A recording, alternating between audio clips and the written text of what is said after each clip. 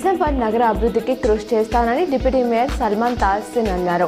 తనకు deputy mayor పదవిని కట్టబెట్టిన PCC chief Mahesh Kumar Goud, MIM అధినేతలకు ఆమె కృతజ్ఞతలు తెలిపారు. నగరంలో సమస్యలతో పాటుగా మహిళల సమస్యల పరిష్కారానికి తన వంతుగా కృషి చేస్తానని పేర్కొన్నారు. కేసీఆర్ బర్త్డే సందర్భంగా పలువురు నేతలు ఎస్ఎన్ వేదికగా ఆయనకు విషెస్ తెలిపారు. నిత్యం ప్రజాసేవలో నిమగ్నమవుతూ రాష్ట్ర అభివృద్ధికి పాటుపడటంలో కేసీఆర్కు భగవంతుడు సంపూర్ణ ఆయురారోగ్యాలను ప్రసాదించాలని సీఎం రేవంత్ ఆకాంక్షించారు. నిజాం సాగర్ ప్రాజెక్టులోకి ఎక్కువ నుంచి మంగళవారం 769 క్యూసెక్ల ఇంట్లో వచ్చి చేరుతున్నట్లు ప్రాజెక్ట్ ఏఈ సాంకేత్ తెలిపారు.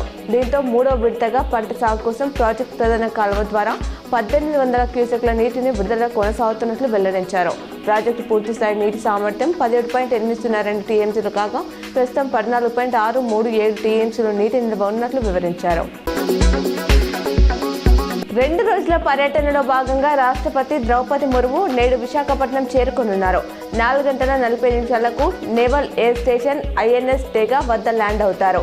నేవల్ బేస్లో నిర్వహించే విందులో పాల్గొంటారు. భారత సాయుధ దళాల సుప్రీం కమాండర్గా రేపు అంతర్జాతీయ ఫ్లీట్ రివ్యూలో పాల్గొంటారు. ఇందల్వాయి మండల కేంద్రంలో కేసీఆర్ మాజీ రూరల్ ఎమ్మెల్యే బాజిరెడ్డి గోవర్ధన్ జన్మదిన వేడుకలు ఘనంగా నిర్వహించారు. మాక్లూరు మండల కేంద్రంలో బీఆర్ఎస్ పార్టీ అధ్యక్షులు గోపు రంజిత్ ఆధ్వర్యంలో మాజీ సీఎం కేసీఆర్ జన్మదిన వేడుకలు ఘనంగా నిర్వహించారు. బీఆర్ఎస్ నాయకులు, కార్యకర్తలు హాజరయ్యారు. హైదరాబాద్ లో ప్రజాభవన్ ఎదుట తెలంగాణ జాగృతి అధ్యక్షురాలు కల్వకుంట్ల కవిత, జాగృతి మహిళా నాయకులు, మహిళలు ఆందోళన చేపట్టారు. జూకల్ నియోజకవర్గంలో గత నెల రోజులుగా చిరుతపులి సంచరిస్తూ ప్రజలకు కంటి మీద కునుకు లేకుండా చేస్తుంది. చిరుతపులి రోజుకో ప్రదేశం సంచరిస్తూ ప్రజల అధికారుల కళ్ళు గప్పి ఇబ్బందులకు గురిచేస్తోంది.